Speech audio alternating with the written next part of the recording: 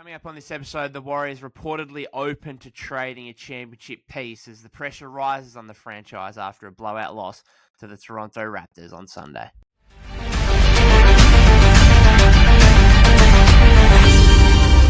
Yes, welcome back to the Golden State with Mates podcast on a Wednesday morning here for me in Australia, nearly 48 hours removed from the Warriors' last loss to the Toronto Raptors, a really deplorable one going down 133-118. I won't lie, I was there watching the game. Monday it was for me. And my care factor from early in the contest was quite low. Because why should I care when from the early outset, the players didn't really seem to care? And this was the first time, I think, all season where I could categorically question the effort that I was seeing out on the floor from the Golden State Warriors players. And to find yourself down 27 points in the second quarter to, or at halftime, to the Toronto Raptors, who at that point at least were 11th seed in the Eastern Conference. That's not a tactical thing. You cannot be down 27 points to an 11th place team in the Eastern Conference in the first half without being completely, one, outplayed, yes, but two, outplayed because of the lack of energy, the lack of focus you have brought to the game. Yes, there's some variable stuff like Toronto just hitting shots at an incredibly high rate that they probably won't do again for the rest of the season. But that was the first time where it was a no-show from the Warriors. They did not come to play. They seemingly did not want to play.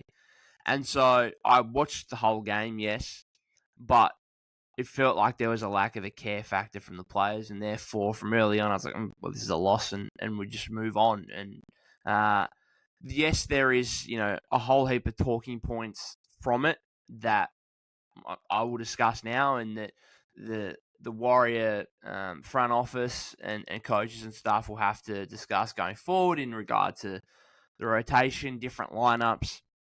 Obviously, we've got the trade deadline approaching in less than a month now. They did get back to within 9 in the second half, so they did redeem themselves to a point. It was a little bit of a fake comeback. Steve changed things up, so his starting lineup was Steph, Clay, Wiggs, JK, TJD, and then he took the entire front court, Wiggs, JK, and TJD out at the start of the second half and put in Pods, Surridge, and Looney, I think it was. They get back to within 9. I thought Clay played well. He had 25, an efficient 25, I think 10 to 15 shooting. Moses Moody, padded his stats a little bit late to get to 21 points, but otherwise played well and took advantage of the minutes he got back in the rotation through the absence of Chris Paul, who was obviously, that was his first game out. And the Warriors really missed him. As much as you want to be critical of Chris Paul at times and his fit with the Warriors and maybe the lack of pace that the Warriors play with him there, they missed him. They missed that steady veteran presence that he's provided for much of this season, especially in the non-Curry minutes. But Steph had a stinker. It was maybe the worst half I've seen from Steph in quite some time. So 0 field goals, 2 points, and not only that, but just repeatedly exploited and abused on the defensive end in mismatches, post-ups. The Warrior transition defense was abysmal, just allowing Steph basically to be exploited under the rim time and time again in transition. It was a horrible performance. It really was. And fans were calling it pathetic, inexcusable. There were boos at Chase Center at halftime. And the comeback was a little fake. There was something to be taken of it. They legitimately had a shot. JK had 2 free throws, I think, with a minute to go in the third quarter, cut it to 9. And then, unfortunately, Andrew Wiggins comes back in the game. And the Toronto lead extends back upwards of 20. And I don't want to make this a blame Andrew Wiggins piece because the Warriors would have lost regardless. But he was a minus 29 in the ball game, where every other, the second worst plus minus on the team was Steph Curry, minus 17. And Wiggins finishes with 3 points, 2 rebounds, and an assist.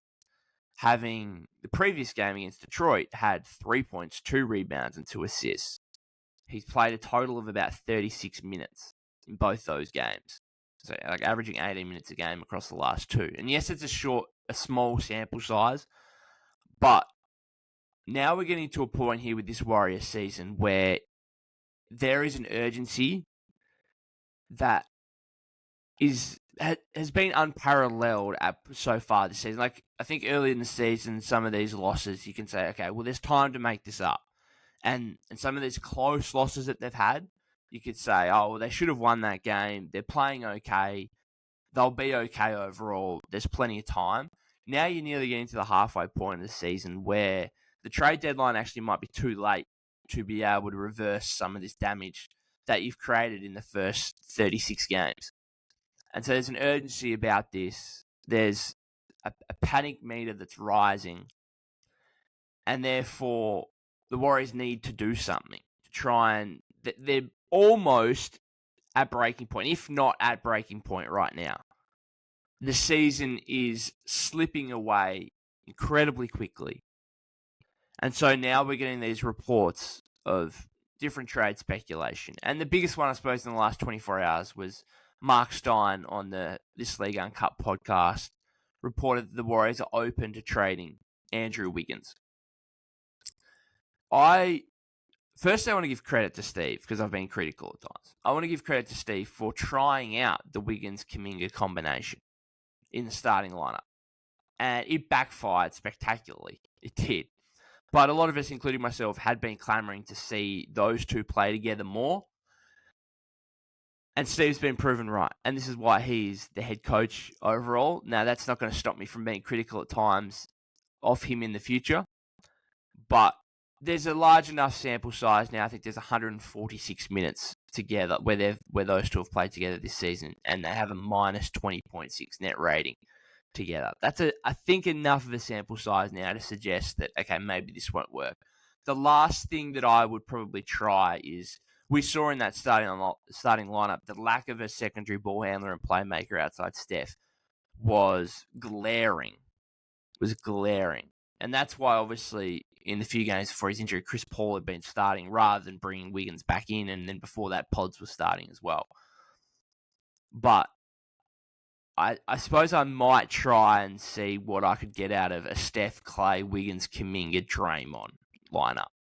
Just see how that would fare. Because obviously you get the playmaking, the ball handling out of Draymond, and you get a bit more veteran steadiness out of Draymond than you do with Trayce Jackson-Davis. So that's probably the last thing that I would try. Otherwise, I'm happy for him to shelve the Wiggins-Kuminga combination, I guess. But the issue with that is, if you're saying, well, those two just simply cannot play together, then all of a sudden you are limited to, like, what are you doing? Are you playing, just splitting their minutes and saying, okay, you can play 24 minutes each? Because I don't think that's very viable. So what you end up happening is, what we've seen in the last few games here, is that Steve will roll with whoever's playing well, which has usually been Kuminga. But obviously in that Denver game, we saw him go with Wiggs, where one of them plays 30 and the other one plays like 18. And that's just the simple fact of it. I was watching that Toronto game, and I was thinking to myself, Wiggins might be at a point here where he's that bad. He might actually, like, just removing him from the team, just trading him, might simply be an addition by subtraction, regardless of what you get in return. And if you just traded Wiggins, again, regardless of what you got back, and we'll get into that in a second, but if you just removed him from the team, even if you just removed him from the rotation altogether right now, then at least that gives you some clarity to say, okay, JK, you're playing guaranteed 25 plus minutes every game. Even when Draymond returns, which will clog the front court up some more, both in terms of minutes and also on the floor, the way they play. And I suppose there's question marks with how JK and Draymond will fit. And I think Steve's got question marks on that as well, based on what he said in the post-game after that Raptors loss. But if you can just guarantee JK 25 plus minutes, even when Draymond returns, then at least there's some clarity there about, okay, these minutes are going to him. This is what our rotation, this is what lineups are going to look like. And you roll with that rather than JK and Wiggins, who JK went to Steve and said, I don't want to be fighting for minutes with Wiggs. I think we can play together. Well, as I said, I think Steve's been proven correct that no, it's not effective when you do. And therefore, those two, one playing 30 minutes one night, the other playing 18, and then switching the next game and flipping the minutes there, and it's a nightmare. It's a real nightmare right now. And so I do think watching that game, I do wonder whether or not just removing Wiggins entirely might actually be addition by subtraction, and you might get more out of JK. And right now, I think you need to prioritize, because I think we've come to a point here where, because the combination plays so badly on the floor together, and because they're both capable of playing 30 minutes a game sometimes, I think we've come to the conclusion that one of them has to be off the team in the next month, and one of them has to remain on the team, because I think you can't get rid of both of them because of the point of attack defense that they provide. And obviously GP2 going down with injury, I said it on last podcast, I'm not sure how much you can rely on him and his body moving forward. So one has to go, one has to stay. And yes, JK has so much more value league-wide than what Wiggins would, but I still think you've got to prioritise keeping him over Wiggins, which from the sound of the reports, with this Wiggins report from Mark Stein and from was it Michael Grange of Sportsnet Canada, I think, on the weekend, who said the Warriors are loath to trade Kuminga. I think that's the right perspective, and I suppose that's good to hear that the Warriors are thinking in that manner, or potentially thinking that manner, reportedly thinking in that manner. Because if you even look at that Toronto game, I thought Kuminga played badly. That was not a good Jonathan Kuminga game. And yet he finishes with 13 points, 4 rebounds, 4 assists. Would have had a 5th assist if Jerome Layup didn't have the worst layup attempt I've ever seen in my life, regardless of whether it was in the NBA or down at the local park. Horrific. And also quite funny. But if you get that out of Kuminga in a bad game, like, that's a good result. As a bad game for Wiggins right now is 3 points, 2 rebounds, and an assist at a minus 29 on the floor. That's a bad Wiggins game. So we've often spoken about the inconsistencies of Jonathan Kuminga, the fact that the production still waves. I actually think the difference between his worst and his best is a lot better than what Wiggins is providing you right now. And that Kuminga's floor, production-wise, each game is much higher than what Wiggins' is. So I think you have to prioritize keeping Kuminga. So what does that mean in terms of Wiggins and what you would obviously trade him for? Obviously, it's you could be stuck. You could be stuck with having to hold on to Wiggins because no one is willing to part with anything that you deem valuable in return. But maybe it's a case of, I don't know, you just get some expiring contracts out of him, or something like 3, well, not even 3, like 2 expiring contracts. I don't know if there's a bad contract around the league that you could potentially flip and just say, okay, we've got a contract we don't particularly want on our books here, you just give us yours. I don't know. The issue with Wiggs is he's still got 3 years, about $80 million left on his deal, which, if he comes right, is actually a really good deal. Like, when he signed that was really team-friendly. But right now, obviously, the way he's playing, he's not worth that kind of money. I still think it's tradable. But the Warriors are obviously going to find it more difficult than they otherwise would have earlier in the season or before the season, kind of thing. So let's go back to the Siakam topic, because we obviously got a first-hand look at him on Sunday. Played okay, played well, 16, 6 and 6. Didn't have to do a whole lot. RJ Barrett went off for 26 in the first half and 37 in the game. So Siakam played well. And I think what emerged from that game is, again, the urgency has risen to a point where, for me, the issues that I've previously stated about Siakam, obviously, first of all, the contract situation and not wanting to give up too much, for him to be a 3-month rental and leave in free agency. And then just the on-court fit as well with him and Draymond. Now, if we park the idea that Josh Cornelison had in our podcast a couple of episodes ago about trading Draymond for Siakam, if we park that and say that's definitely not going to happen, then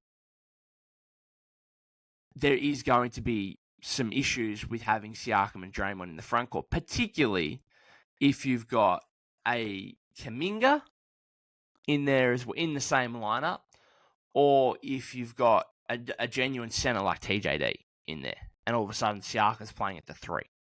Now, Siakam's 3-point shot is coming around a little bit in the last few games. He's actually been on a tear the last couple of weeks this year, basically. He's been playing really well. And the 3-point shot is coming along, but he's still under 30% for the season. And as I've said previously as well, like, no one's believing in Draymond's 40+%. I mean, we can as fans, but opposition teams are not believing in Draymond's 40+% from 3-point range.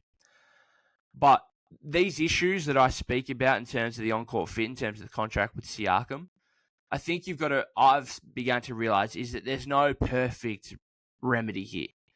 Like, the Warriors post-trade deadline in a month's time are not going to have a perfect team. They're just not.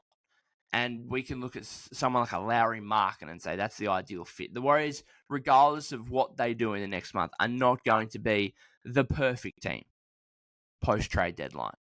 And therefore, maybe because of the urgency, you just say, yep, we're going to have some issues fit-wise with Pascal Siakam. Maybe we're going to have some issues re-signing him in free agency. But you know what? We've got too many issues now. And we think, at the very least, it improves our chances. And I do think that I still think that the Western Conference is not great. Like, you're seeing some of these teams, like the Lakers and the Suns, are almost struggling just as badly as the Warriors. The Timberwolves are very, very good. I still have issues with Cat and Gobert in the playoffs. Ant's still young. The Thunder are extremely young. Denver obviously very good, but the Warriors have actually played them well so far this season. Even though they've lost 3 times, but they could have arguably won all 3 times.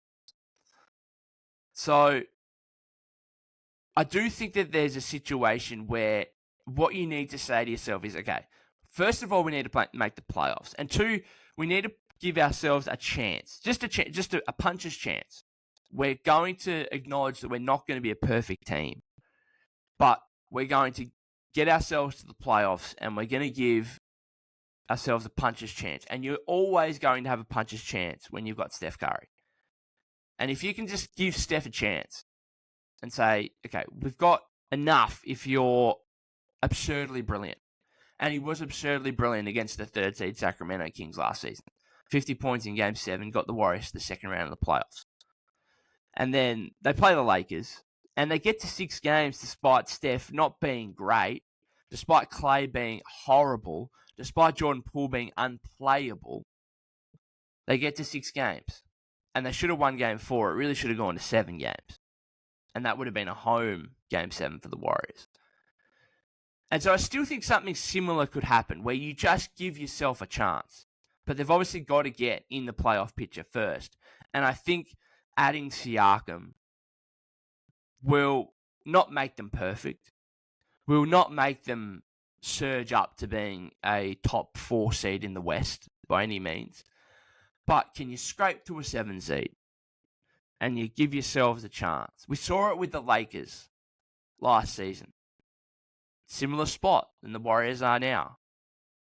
Complete turnover of their roster at the before the trade deadline, and then all of a sudden get to the 7th seed, come out of the play-in tournament, end up getting to the Western Conference Finals. I still think that is a possibility if you just give yourself a chance. And I think regardless of the issues that Siakam might bring, they're probably going to be less issues than what you've got now, and it's going to give you more of a ceiling to go on a run to be able to get firstly into the playoffs and then just give Steph a chance in the playoffs. And I think you do owe it to him. And I've been, I suppose, pulling back and forth on whether I think the Warriors should make a move simply to try and get try to get to the second round of the playoffs. Like, is it worth doing that? Again, I think if you keep Kuminga, then I think it is. And this is, again, onto the Siakam point. I think Siakam might be more gettable than... Sorry, not gettable. More gettable for a cheaper price than what we might have thought originally. And the reason I say this is because we get the news about the Kings' interest over the weekend, where within the space of a few hours, you had Shams reporting the Kings had heavy interest. We're having conversations with the Raptors around Pascal Siakam. And then a few hours later, basically, they'd pulled out of the race. And a Sacramento radio show actually reported yesterday that the reason that the Kings pulled out was because Siakam told them he wouldn't re-sign in free agency. And so all of a sudden, like, alarm bells are going off in my head. It's like, okay, well, he could really dictate here where he goes and what price Toronto have to accept, basically, in order to get anything out of him, because obviously there's the threat that he could leave them in free agency for nothing as well. And so if Siakam just says, well, I'm only going to re-sign with this limited amount of teams and everyone else I'm not going to re-sign, so there's really no point trading for me, then all of a sudden, like, Toronto are backed into a corner where they have to accept such a deal that is not going to yield a return that they wanted originally. And so given he can dictate that destination, I do wonder, like, if he went to the Warriors and said, yeah, I'll re-sign, and gave as much of an assurance as he could that he would re-sign, then maybe come trade deadline day, Toronto just say, okay, we will accept a deal without Jonathan Kuminga in it. And I think that's the ideal scenario for the Warriors, is that Siakam, one, is willing to re-sign with them, which, I mean, is a question mark right now. Why would a guy want to assuredly re-sign on a team that's currently 17 and 19? As much as we want to say, oh, you know, players want to play with Steph Curry, players want to play for Steve Kerr in the Warrior system, I'm not sure that's the case anymore. So this is a big if, but I'm just saying, if Siakam was willing to provide assurances that he would re-sign in free agency, then maybe Toronto do end up accepting a deal rather than risking losing him in free agency. And I think that's the ideal situation for the Warriors. So the trade would, in that instance, would have to look something like Wiggins, but then with Wiggins and not Chris Paul, and without Kuminga in it, you have to basically give up one of Looney or Payton to make the contracts work, because Siakam's on $37.8 million this season, which would be hard for the Warriors to get to, like, to a point, a mindset where you are willing to trade Kevon Looney or Gary Payton II. I think I might actually trade Looney, and I'll tell you why in a second. I would trade Looney, and then Moody would be your last piece. And then you'd have to throw in a pick, maybe two. Wiggins, Looney, or Payton. Moody, a future first-round pick, probably unprotected, and maybe a second. Maybe.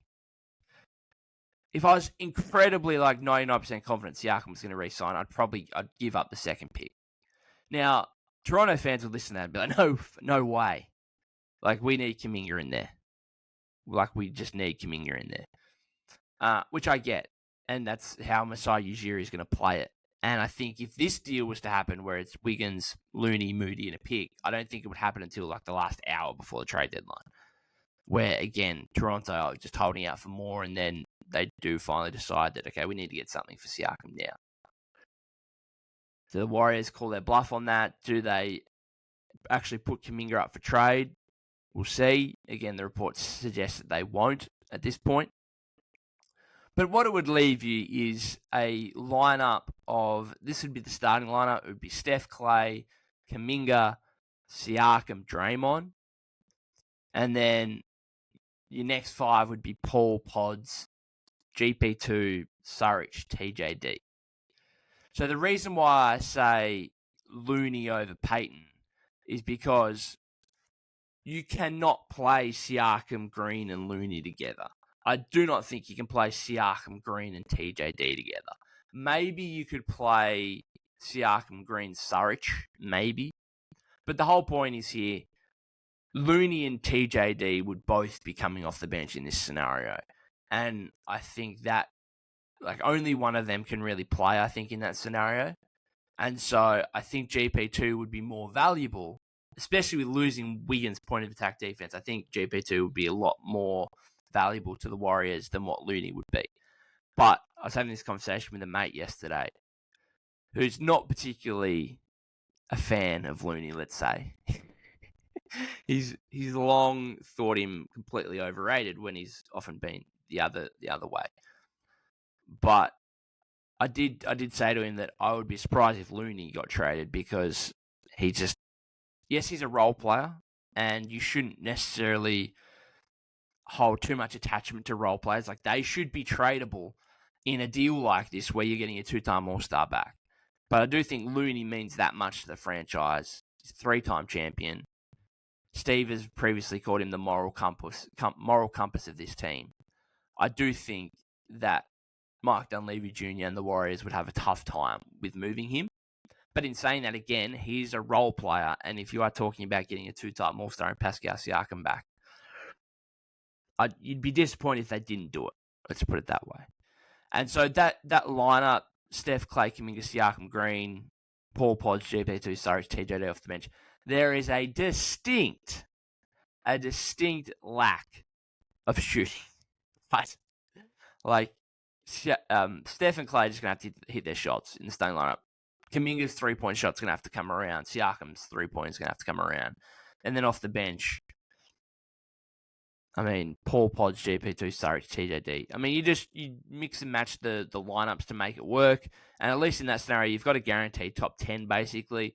Obviously, you're going to have a couple more roster spots if you do that 3-for-1 trade. So you maybe try and trade. You could trade, make another trade. I wouldn't be adverse to seeing what Chris Paul would get you with his expiring contract. But otherwise, you might look at the buyout market and see if you can find a shooter or two there, sign a free agent. I don't know who it is, but maybe you can find someone. There is a distinct lack of shooting, yes, but I think that unit, that 10-man rotation is significantly better than what the Warriors have right now, and it is shorter than what the Warriors have right now. And therefore, I think the question marks are going to be a lot easier for Steve Kerr than what he's currently facing with the loaded rotation and who to play in different lineups and different rotations. So, yes, very interesting time for the Warriors. Maybe the most precarious position that they've been in for quite some time in regard to what they do for the remainder of this season and how that impacts them moving forward into future seasons as well, because we're talking about young players particularly getting dealt. We're talking about future assets particularly getting dealt. We're talking about trading for a player who could leave in free agency at the end of the season. So at this point, the only thing that I am certain of is I think one of Wiggins and Kuminga will be off the team in a month, and one of them will remain on the team. I'd be surprised if both got traded. That's kind of my biggest thing I'm holding on to now. But again, the main takeaway from this episode, the main takeaway from that Toronto game was thinking that maybe just removing Wiggins entirely, regardless of what you get back, might be addition by subtraction. But other than that, guys, thank you very much for listening to this episode. We obviously had the Draymond Green return podcast yesterday that I've listened to. I've wrote about that a little bit at Blue Man Hoop, so you can go check that out. I won't talk too much about it. You can go listen to Draymond speak for 50-plus minutes about his indefinite suspension and everything going on there. The ultimate fact is that the Warriors really missed him, obviously, and looking forward to getting him back, particularly some of the defensive woes that the Warriors have shown and have been going through over the previous few weeks. We saw it in the first half against Toronto, just incapable of guarding a team that went into the game a pedestrian 16th in offense, and yet came out and put 76 points up in the first half. So the Warriors really need Draymond, and looking forward to getting him back. As I said, if you haven't subscribed to the YouTube channel already, it would be greatly appreciated if you could. You can follow us on Apple Podcasts and Spotify. You can follow me at POC252. That's POK252 on Twitter/X. Warriors play the Pelicans on Wednesday night, American time. Had a good blowout win against them earlier in the season in New Orleans, so let's hope we see a repeat of that, but it's obviously going to be another struggle probably. There's no such thing as an easy win for the Warriors right now, but at 17-19, they need to get to work very quickly. We'll see you on the next episode.